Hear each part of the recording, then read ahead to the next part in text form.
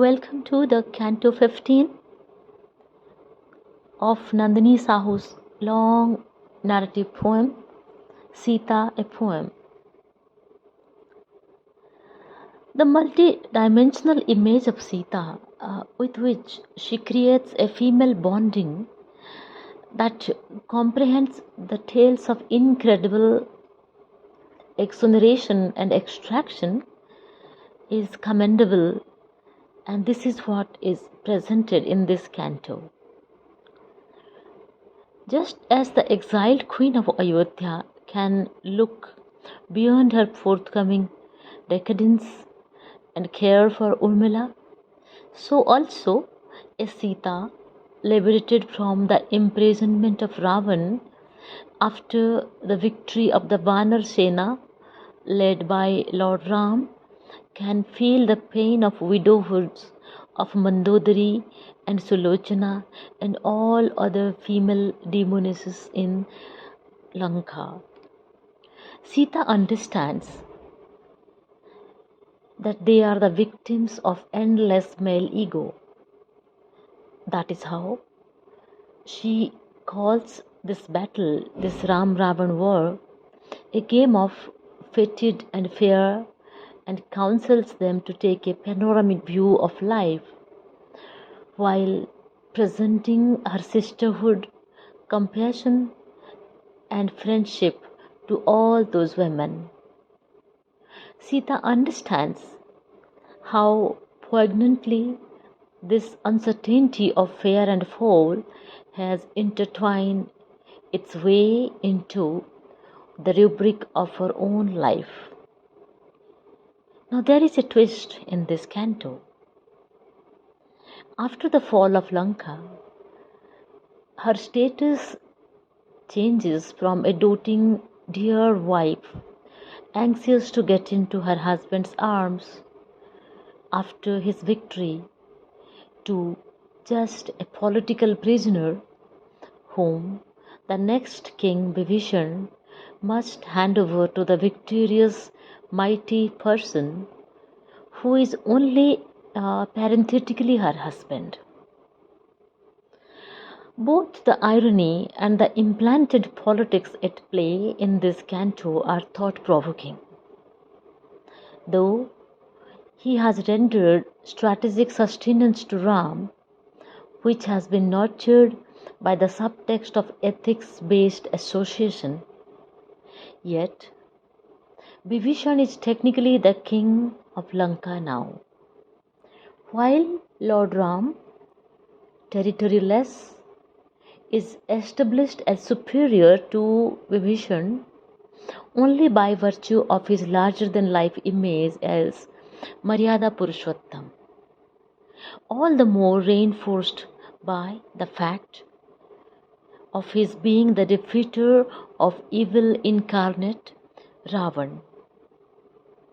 In political terms, Ram stands tall as the kingmaker and the preserver of peace and order in the land of the demons. Even though it is a delicate strategy of territorial antagonism, and Sita, her eager awaiting of a glimpse of the doting husband, is systematically commodified at her husband's persistence and the new king's acceptance of the fact that the stage should be set for her now to be formally handed over to Ram. This canto indeed is heartbreaking. Now let me recite the Canto 15 for you. Canto 15, Nandini Sahu's Sita, a Poem. First battle, then harmony. Peace paid its price, as did war.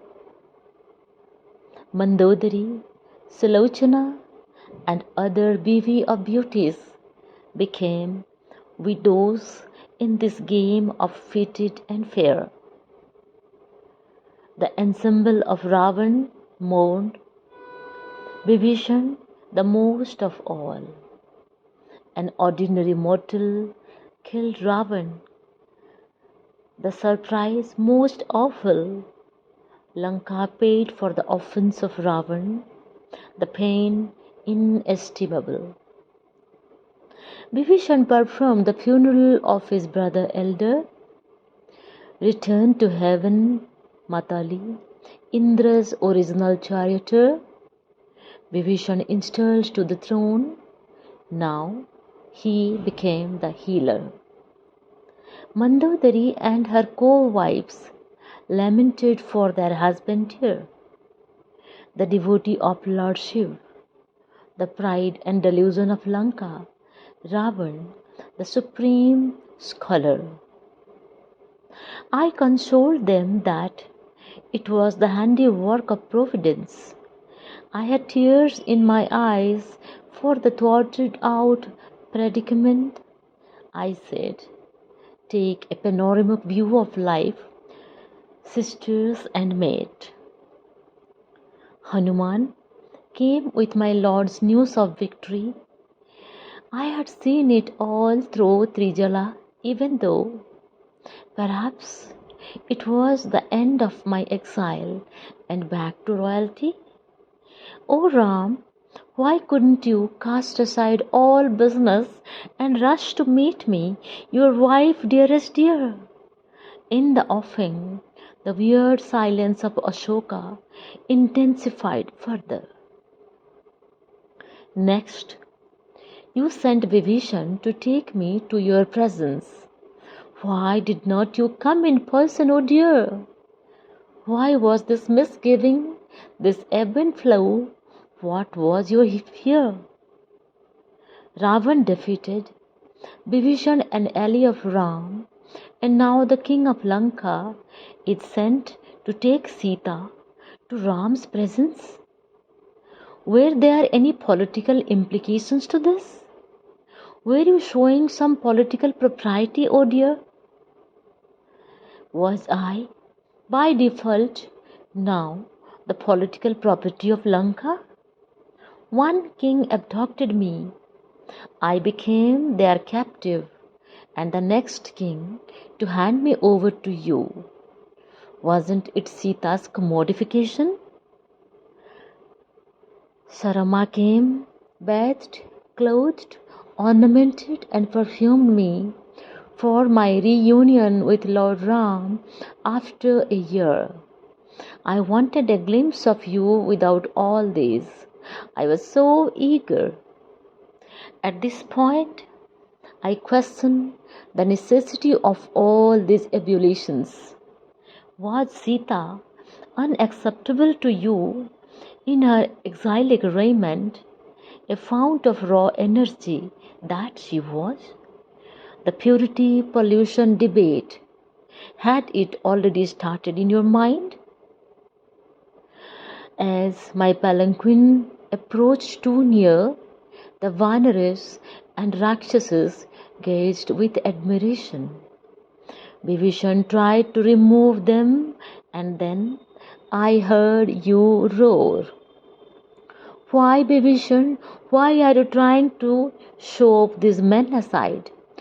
Do you think they are watching a chaste woman anymore? The propriety, the chastity of a woman is, after all, resolute by her destiny. She was solely responsible for this war, this disaster. Let her meet me in full public view. No more concerned I am to be her lone admirer. The melting picture of this woman doesn't touch me anymore. I was confused, stupefied. What happened to my love? To his protective sovereignty, my dear? I felt nude, defenseless, with a grim cordon of fear. Sita, I abandon you from today. I took revenge on Ravan for being a coward, a thief, to abduct a lonely, hapless woman. Hanuman, Lakshman, Sugriv, Vibhishan, made it achievable.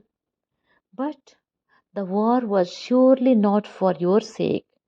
It was to redeem my forefathers' honor.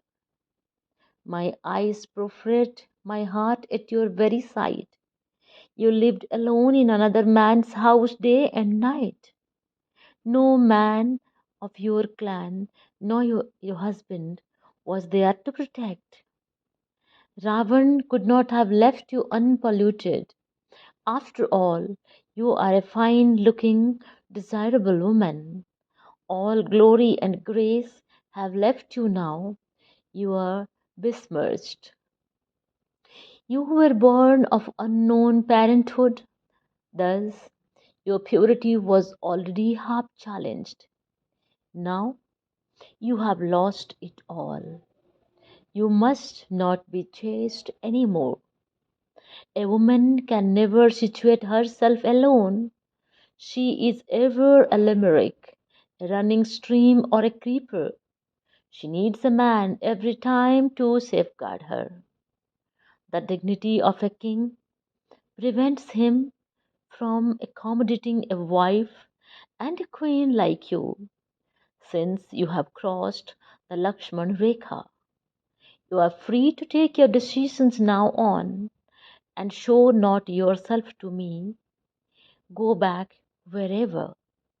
Find for yourself, woman, another protector and provider.